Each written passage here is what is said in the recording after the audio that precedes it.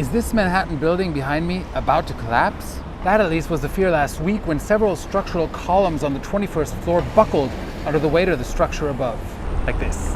So what happened? They're converting this office building into apartments, and in the process they added new floors on top of the old ones, and the columns couldn't support the extra weight.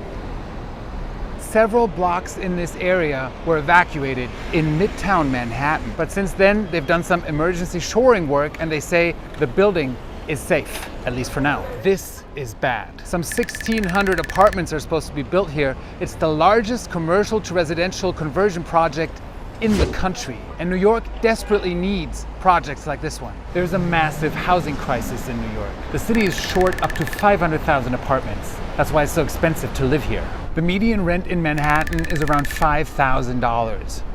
$1,500 more than before the pandemic. That's more than 40%. The average Manhattanite has only 275 square feet to live in. Not a whole lot. So we desperately need more apartments. But where in crowded Manhattan is the space to build them?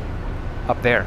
New York's new mayor, Zohran Mamdani, has promised to tackle the housing crisis. But so did his predecessor, and the one before that, and the one before that. Well, the only way he can do that is with projects like this one. That's why the city's been trying to cut red tape to speed up the planning, approval, and construction process.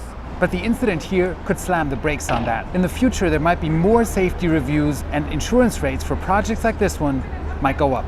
So that'll make things slower and more expensive. Bad news for anyone who's renting here. Okay, but anything's better than sitting in the living room of your brand new apartment and seeing the walls cave in. So would you move into one of those converted office buildings after seeing what can happen? Let me know in the comments.